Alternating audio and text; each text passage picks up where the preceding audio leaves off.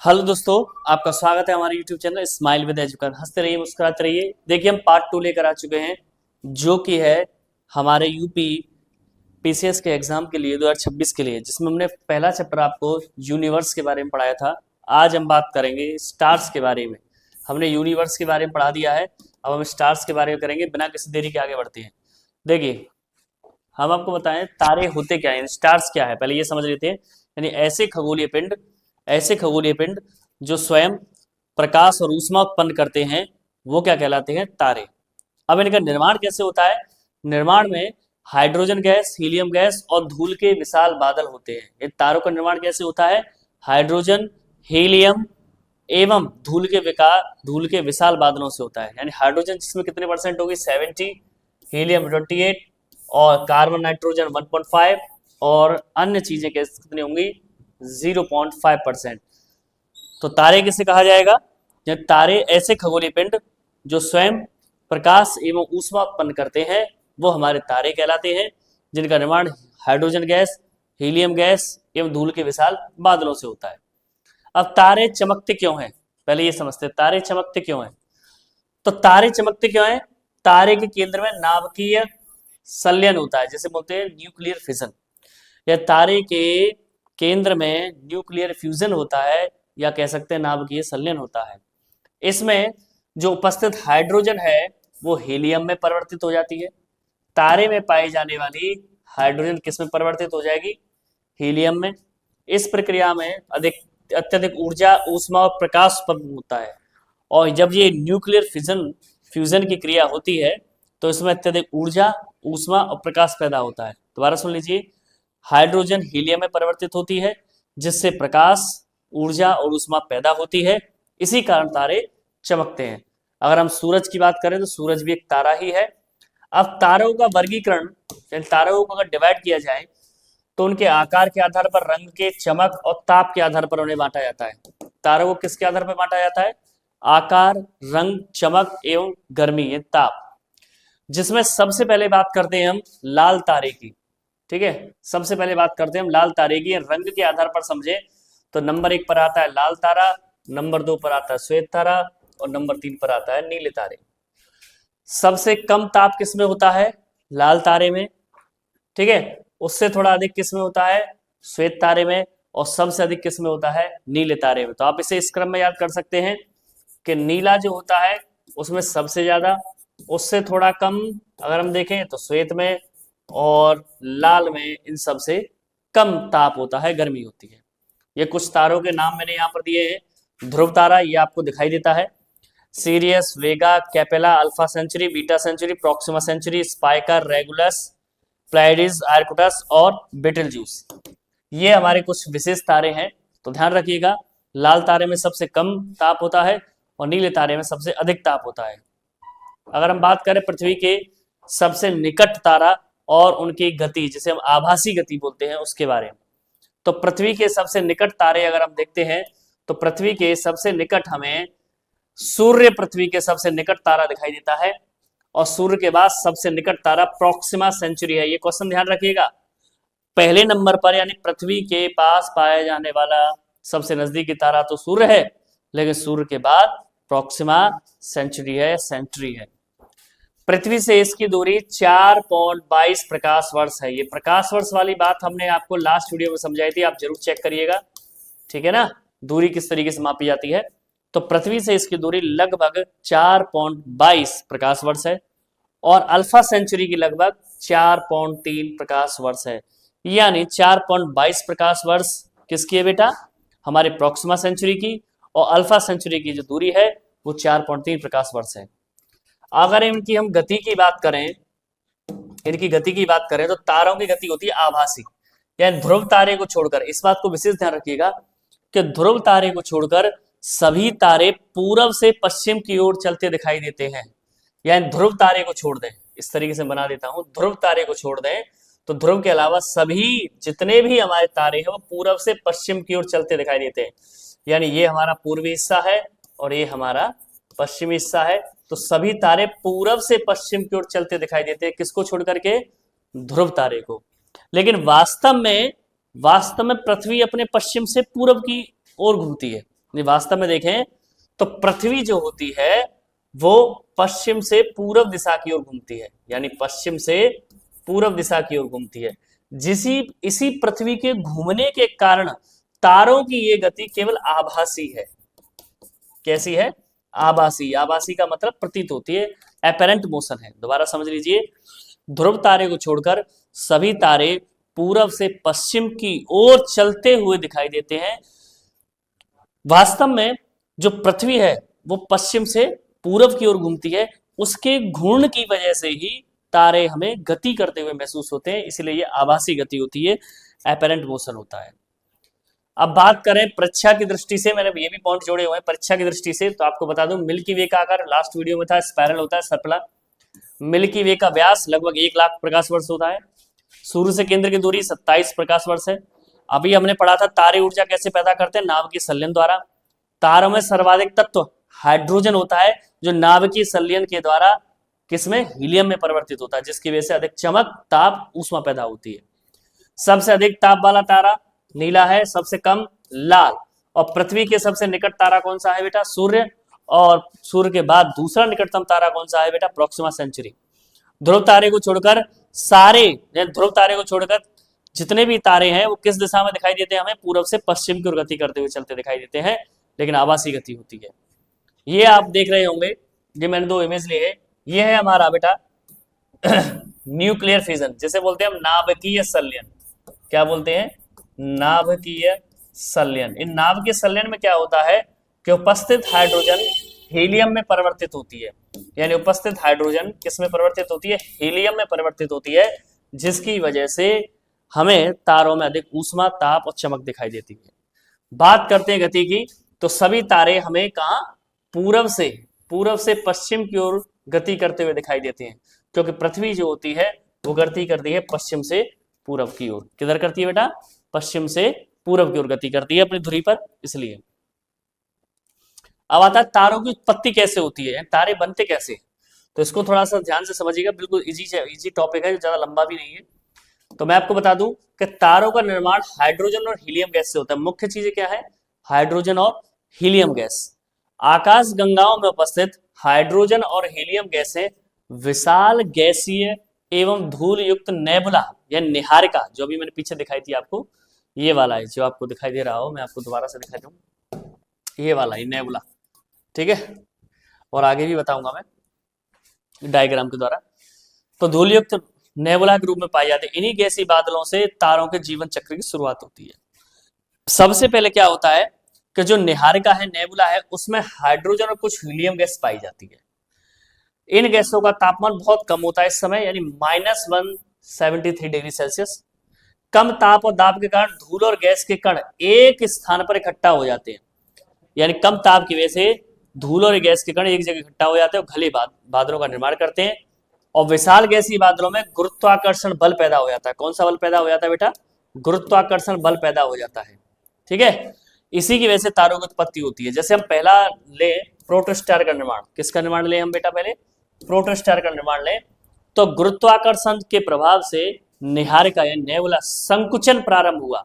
संकुचन का मतलब सिकुड़ना, यानी जो भी हाइड्रोजन हीलियम गैस है वो धूलयुक्त बादलों के साथ, क्योंकि ये बहुत तापमान कम होता है, इकट्ठी होती चली जाती है, फिर इनका सिकुड़ना प्रारंभ होता है और संकुचन के कारण गैस और जो धूल है वो एक पिंड में बदल जाती है। यानी संकुचन के कारण, यानी ऐसे समझिए आप कि एक कोई उड़ती हुई चीज है, उड़ रही है, लेकिन कम और ताप की वजह से हमने उसे इकट्ठा कर लिया। जैसे पानी के पार्टिकल्स होते हैं, आपने देखा होगा इधर उधर उधर उनके बीच में स्पेस होता है ना, लेकिन जब उसे फ्रिज में रखते हैं वो जम जाती है। यही समझिए कि हीलियम और हाइड्रोजन गैस धूल युक्त बादलों के साथ मिलकर के एक ठोस पदार्थ बनाना शुरू कर देती है, यानी संकुचित होने लग जाती है। इस सघन पिंड को प्रोटोस्टार कहा जाता है। क्या कहा जाता है? प्रोटोस्टार, यानी पहली स्थिति बन गई स्टार की। अब प्रोटोस्टार की विशेषताएं समझें तो यह तारे के निर्माण की सबसे पहली क्रिया है। तो तारे के निर्माण की सबसे पहली क्रिया क्या होती है बेटा? प्रोटोस्टार का बनना।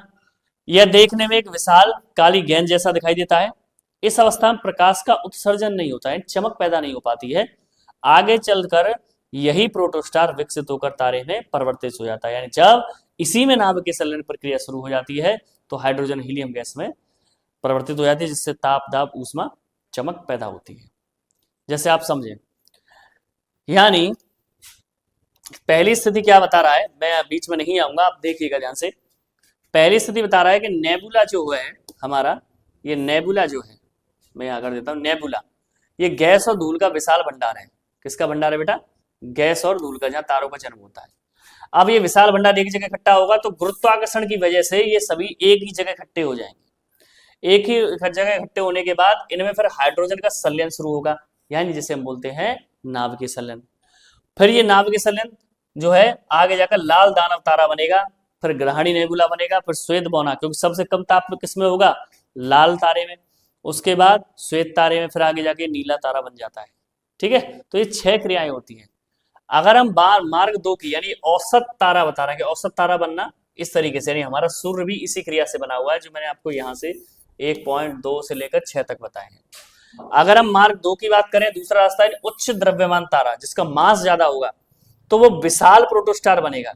क्यों? क्योंकि वहां अधिक गैस होगी, अधिक धूल होगी, वो ज्यादा इकट्ठे होंगे, तो एक बड़ा द्रव्यमान का तारा बनेगा।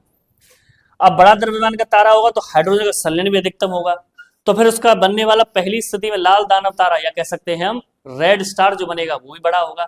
फिर एकदम इसमें विस्फोट होगा। क्या होगा? इसमें विस्फोट होगा और इसके पदार्थ अंतरिक्ष में फैल जाएंगे, इसके पदार्थ अंतरिक्ष में फैल जाएंगे, तो सुपरनोवा विस्फोट बोलते हैं उसे हम। क्या बोलते हैं? सुपरनोवा विस्फोट। अब सुपरनोवा विस्फोट से 2 स्थितियां बनेंगी, एक न्यूट्रॉन तारा बनेगा और एक ब्लैक होल बनेगा। एक न्यूट्रॉन तारा बनेगा और एक ब्लैक होल बनेगा। बताइए समझ में आया कि नहीं? बताइए समझ में आया कि नहीं? मैं आपको इजी कर देता हूं कि औसत तारे बनने की क्रिया यह है कि जो नेबुला है, जिसमें हाइड्रोजन गैस पाई जाती है और धूल युक्त बादल हैं, वो सब मिलेंगे, संकुचित होंगे और एक ठोस पदार्थ बनना शुरू होगा। हाइड्रोजन न्यूक्लियर फ्यूजन के द्वारा, नाभिकीय संलयन के द्वारा हीलियम गैस में परिवर्तित होगी। फिर धीरे धीरे प्रोटोस्टार बनना शुरू होगा, जो गुरुत्वाकर्षण बल भी लगेगा। उसके बाद ये गुरुत्वाकर्षण बल की वजह से हाइड्रोजन जब संलयन शुरू होगा हाइड्रोजन का हीलियम में, तो पहला जो बनेगा वो रेड स्टार बनेगा, लाल दानव तारा, जिसमें तापमान कम होगा। ठीक है, अभी मैंने पीछे भी बताया था काले रंग की गेंद सी बनती है, उसमें इतनी चमक नहीं होगी, बाद में वो लाल दानव तारा बनेगा। उसके बाद नेबुला तारा बनेगा, फिर बनेगा श्वेत बौना तारा। ठीक है बेटा, अब बात करें दूसरे की, इसमें द्रव्यमान उसका, यानी अगर मान लीजिए कोई ऐसी नेबुला है जो विशाल, जिसमें गैस के भंडार है, धूल के भंडार है, तो उसमें विशाल बड़ा है, बहुत बड़ा प्रोटोस्टार बनेगा। और वही बड़ा प्रोटोस्टार अधिक गर्म होगा, बहुत चमकीला होगा। फिर इसके केंद्र में जो हाइड्रोजन है वो बहुत तेजी से संलयन शुरू होगा और ये बहुत बड़ा लाल दानव तारा बनेगा। जब बहुत बड़ा लाल दानव तारा बनेगा तो अचानक उसमें क्या होगा, कुछ समय के बाद एक बहुत बड़ा विस्फोट होगा, जिसे सुपरनोवा विस्फोट बोलते हैं। उसमें 2 स्थितियां होंगी, एक न्यूट्रॉन तारा बनेगा और एक ब्लैक होल बनेगा। तो हमने तारे के निर्माण को समझा, इसको शॉर्ट में समझ लेते हैं दोबारा से। निहारिका यानी इकट्ठा होना सारी चीजों का, निहारिका में जो धूल है, गैस के बादल हैं, गैस हाइड्रोजन। फिर गुरुत्वाकर्षण की वजह से ठोस बनना, पहली स्थिति में प्रोटोस्टार, फिर ताप और दाब की वृद्धि होगी जिसमें, और फिर लास्ट में नाभिकीय संलयन की बात करते हैं, हाइड्रोजन का हीलियम गैस में परिवर्तन, जिससे तारे का निर्माण होगा।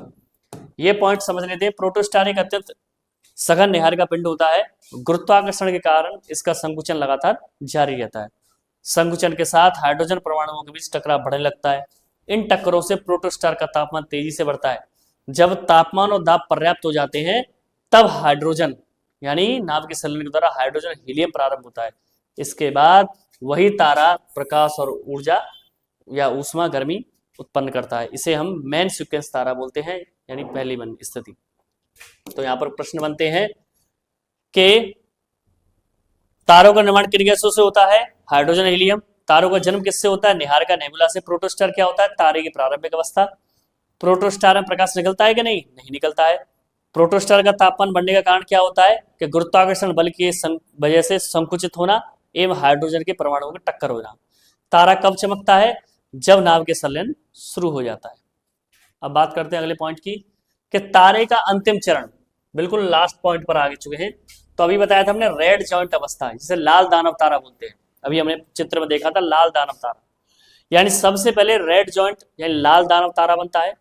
इसके बाद तारे का भविष्य उसके द्रव्यमान पर निर्भर करता है, यानी अगर द्रव्यमान अधिक है तो आगे जाकर के विस्फोट हो जाएगा, जिससे एक बनेगा न्यूट्रॉन तारा, एक बनेगा ब्लैक होल।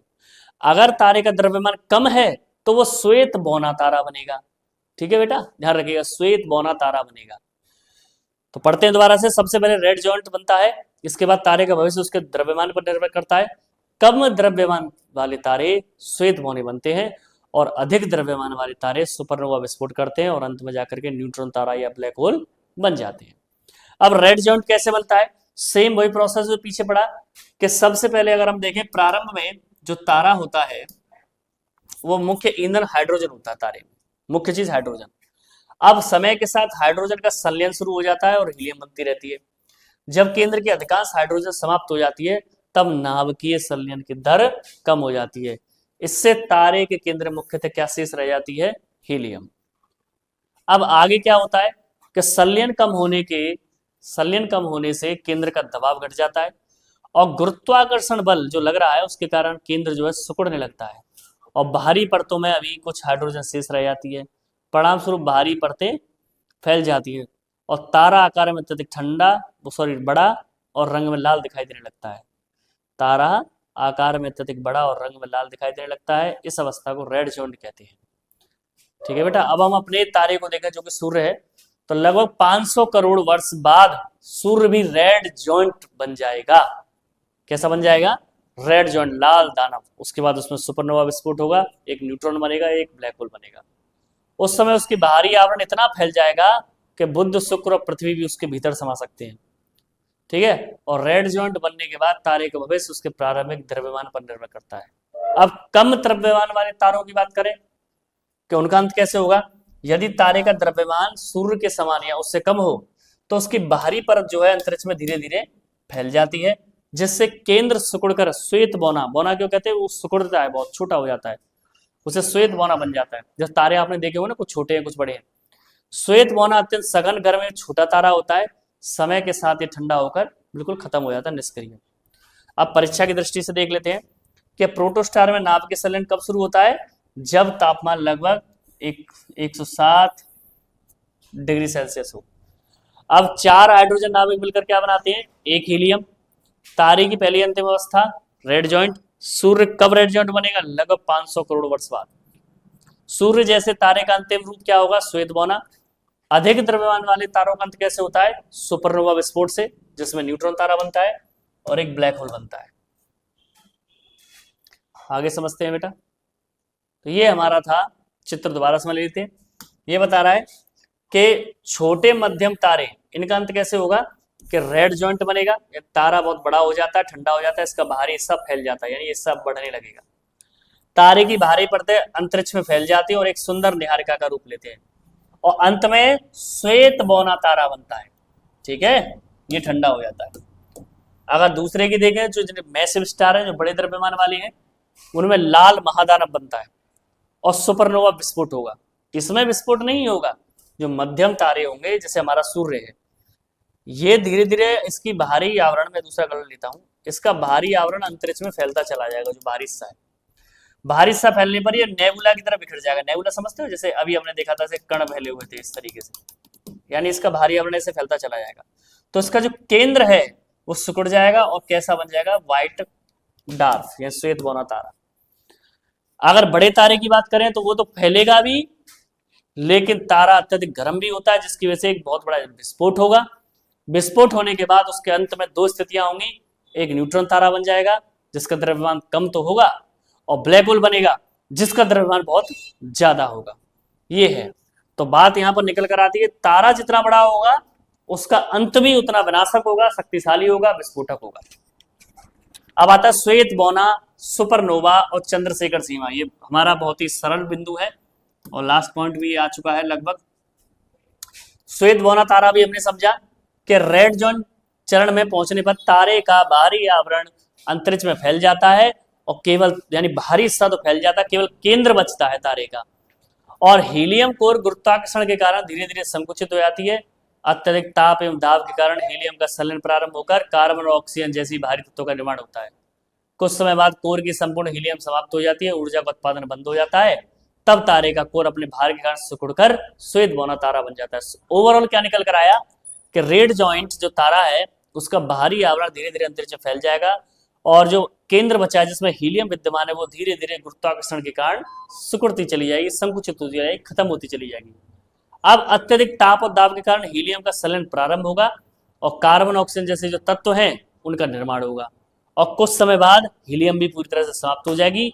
जब हीलियम समाप्त हो जाएगी तो उसके ऊर्जा का उत्पादन बंद हो जाएगा, जिससे वो सिकुड़ करके श्वेत बौना तारा बन जाएगा। विशेषता की बात करें तो यह अत्यधिक सघन एवं छोटा तारा है और इसमें आगे नाभिकीय संलयन होता ही नहीं है क्योंकि यह ठंडा हो जाता है। अब सुपरनोवा बनने की प्रक्रिया जो हम बात कर रहे थे, विस्फोट होता है कि विशाल तारे के केंद्र में हीलियम का संलयन जारी रहता है। इसको पढ़ रहे हैं बेटा यहाँ से। विशाल तारे के केंद्र में बड़ा तारा है, उसमें हीलियम का संलयन जारी रहता है और संलयन से अत्यधिक ऊष्मा एवं ऊर्जा उत्पन्न होती है, ये हमने पीछे बताया आपको। जब तारा अत्यधिक विशाल होने के कारण कम समय में बहुत अधिक ऊर्जा उत्पन्न करता है तो रेड जॉइंट तारे का बाहरी आवरण विस्फोट के साथ अंतरिक्ष में बिखरता है और इसी विस्फोट को सुपरनोवा विस्फोट कहते हैं। अब इसकी विशेषताएं क्या है कि सुपरनोवा विस्फोट में के 1 सेकंड में उत्सर्जित ऊर्जा सूर्य द्वारा लगभग 100 वर्षों में उत्सर्जित ऊर्जा के बराबर होती है। विशेष बात है ये, यानी जब विस्फोट होता है सुपरनोवा तो 1 सेकंड में इतनी ऊर्जा निकलती है जितना सूरज 100 वर्षों में निकाल पाएगा और विस्फोट के बाद तारे का केंद्र लगभग संकुचित हो जाता है, छोटा हो जाता है, उसमें संलयन बंद हो जाता है। परिणाम स्वरूप वो 2 हिस्सों में बट जाता है या उसके 2 हिस्से हो जाते हैं, एक न्यूट्रॉन तारे का बनना, एक ब्लैक होल का बनना। अब बात आती है न्यूट्रॉन तारे की विशेषताएं क्या है। न्यूट्रॉन तारे अत्यधिक सघन होते हैं, इनका घनत्व इतना अधिक होता है कि 1 चम्मच पदार्थ का भार लाखों टन हो सकता है। यानी इसमें इतना घनत्व होता है, इतनी डेंसिटी होती है कि आप 1 चम्मच के वजन को, यानी 1 चम्मच पदार्थ लेंगे ना, उसमें से 1 चम्मच पदार्थ उठाएंगे, शॉर्ट में समझे 1 चम्मच चीज उठाएंगे तो उसका वजन भी लाखों टन होगा। इसी कारण इन्हें मृत तारों का कब्रिस्तान कहा जाता है, ध्यान रखिएगा। तो हमारा ये वीडियो ज्यादा लंबा नहीं था, मैंने ज्यादा बीच में कोई भी इधर उधर की बातें नहीं की, पॉइंट टू पॉइंट बात की। आशा करता हूं आपको वीडियो पसंद आया होगा। तो ऐसी इंटरेस्टिंग वीडियोस के लिए हमारे चैनल पर जुड़े रहें, लाइक करें, शेयर करें, सब्सक्राइब करें। Stay healthy and stay fit. जय श्री राम।